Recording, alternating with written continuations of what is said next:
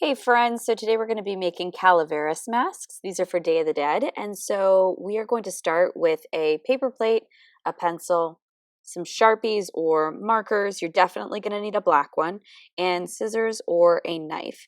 And what I'm doing here is I'm just sketching out the parts of the plate that I'm going to cut off to make my face shape for the skull.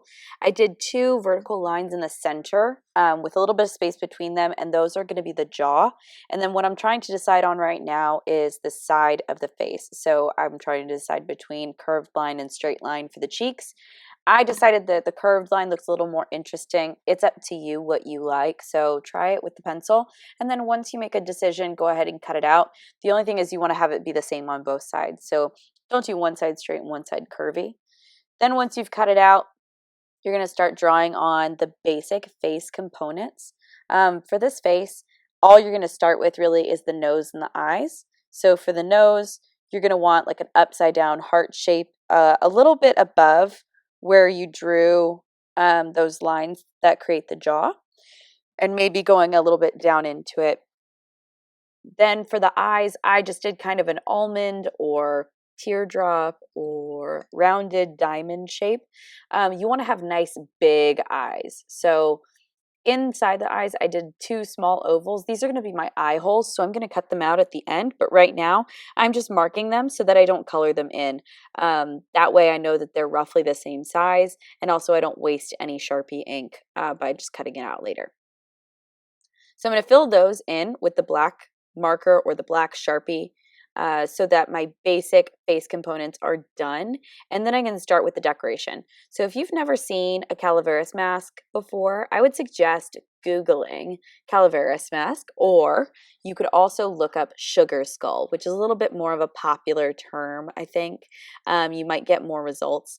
You could look up sugar skull design, and you'll probably get lots and lots of ideas. So right here, I'm putting in the teeth of the skull. Remember, this is the jaw area. I chose to go with a more realistic tooth because I think it's a nice contrast, which means that it's like two opposite things that work really well together. So I'm doing a more realistic tooth shape. You could do something that is a little bit more simple, or something that's a little bit more geometric. It depends on what you like and what you think looks good. So if you're not sure what you want, of course, always try and pencil first. But I'm just doing a little bit of art jazz. So I'm kind of thinking it up as I go. And I encourage you to try that as well. I think sometimes that makes the best results. So the space in between the top and the bottom teeth, I filled in with black because I didn't want it to look unfinished. And also, I really wanted those teeth to pop out. So having a little bit of black around them gives a little bit more contrast.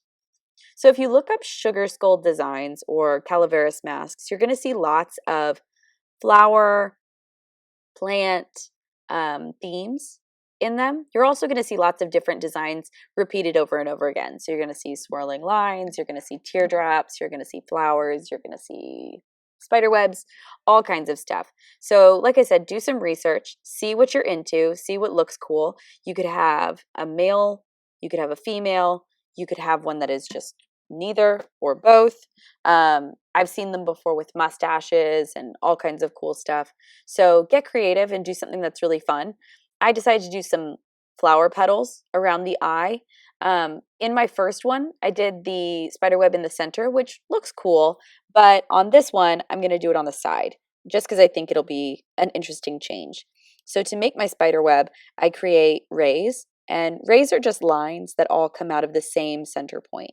And I do them at different lengths because I don't want to create like a fish net.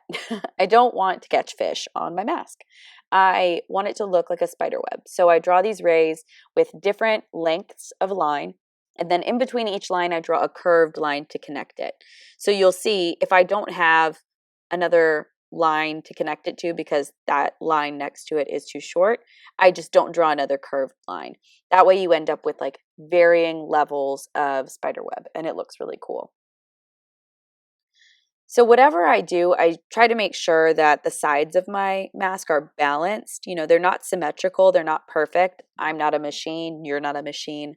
We're making this by hand. So you're going to make some mistakes, and that's okay. And things are going to be maybe different numbers on both sides, or maybe, you know, one side has something a little bigger than the other side. It's okay. You're just trying to make something that looks cool. looks interesting, and has some balance to it. Here, I'm going to do something that, will drive later Miss Stephanie crazy. This heart and these swirly lines are off center. And so really, I probably should have planned this, but it's handmade and it's art jazz and things like this happen. So we're just going to go with it. So now that I have the design completely done, now I'm going to get my colors and I'm going to start throwing those in there. So again, you don't really want to have a design that's too busy and fills up so much of the face that you can't even tell it's a skull anymore. But you don't want it to be empty. So you want lots of color and you do want some things going on. It's good to have some plans in your mind, but it's fun to just kind of see what happens. So I put in a few red petals and then just start picking colors that I think would look nice together, trying to put them into some kind of a pattern. It could be totally random, but I like it better when it's a little bit more of a pattern. You could also choose a color scheme. That's fine too. That would be really cool, actually. I just wanted to have bright colors that stood out, that really made the mask pop and gave it an interesting look. Looking back at this video now, I think I would have chosen a different color than the orange because the orange and the red look very similar. I might have gone with a pink instead of the red or maybe a pink instead of the orange, but I think that overall it looks really cool. It's good to think about which colors are really dark and which ones are light so that you can, again, have some contrast in your colors. Here, I've got the teal color that I'm filling in with, and I've got a few spaces left. I'm going to fill those in with a couple of colors just to get more variety.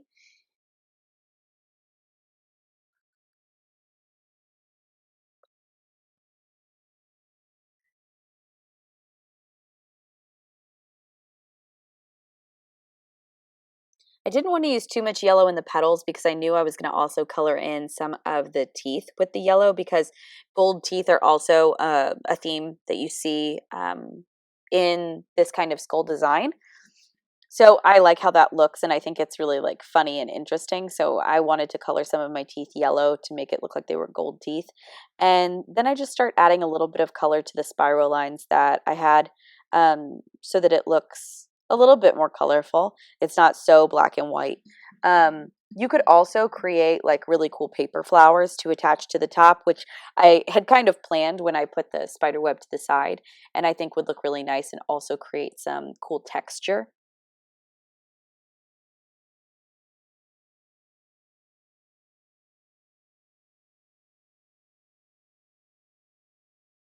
So now you're finished with your design and you're going to poke the eyes with your pencil or a pen or something small. And then using the tip of the scissors, you're just going to cut around that eye hole that you drew on. It's important that you move your plate hand and not your scissors hand because you're going to get a much cleaner line. And then once you've cut out these eye holes, you're going to go ahead and take your black Sharpie again, and you're going to color over the eye hole like edges because some of the paper would have torn and it makes it look a little bit unfinished. So to clean that up, just get your black Sharpie and go over the white paper that you can see there that's been exposed. And then you have your finished mask. So I hope you guys had fun.